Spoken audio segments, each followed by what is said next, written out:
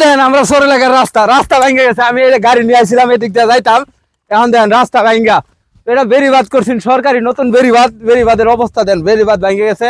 পুরা রাস্তাটা দেখেন একদম শুনশান নীরব, রাস্তাটা ভেঙে গেছে। রাস্তাটা ভাঙ্গার কারণে মানুষ এখন এদিক দিয়ে যাইতে পারতো না, ওই এদিক দিয়ে ঘুরে দেওয়া লাগবো, 5 কিলো ঘুরে পরে আমার বাড়ির যাওয়া লাগবো। এটা কিন্তু সহজ আছে না, আমি যাইতে পারতাম। নতুন রাস্তাটা করছেন সরকারে, কিন্তু এই যে ভাঙ্গা দেন নদীর গর্ভে বিলীন হয়ে গেছে। এই যে ব্রহ্মপুত্র নদী কাছেই, নদীর কাছারের মধ্যে এটা বেরিবাদ দিছিল, বেরিবাদটা ভাঙ্গা দেখেন যাওয়ার মতো কোনো ভাও নাই।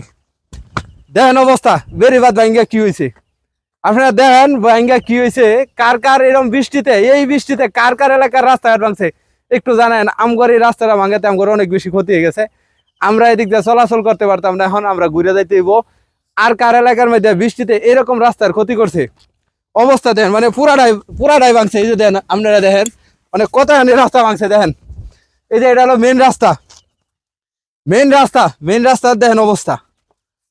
মেন রাস্তা ভাঙ্গা এখন যাওয়ার মতো কোনো ভাও নাই, মানে মানুষের হয়রানি ছাড়া আর কিছু নাই। তারপরেও আল্লাহ তাআলা বৃষ্টি দিছে, কিছু করার নাই।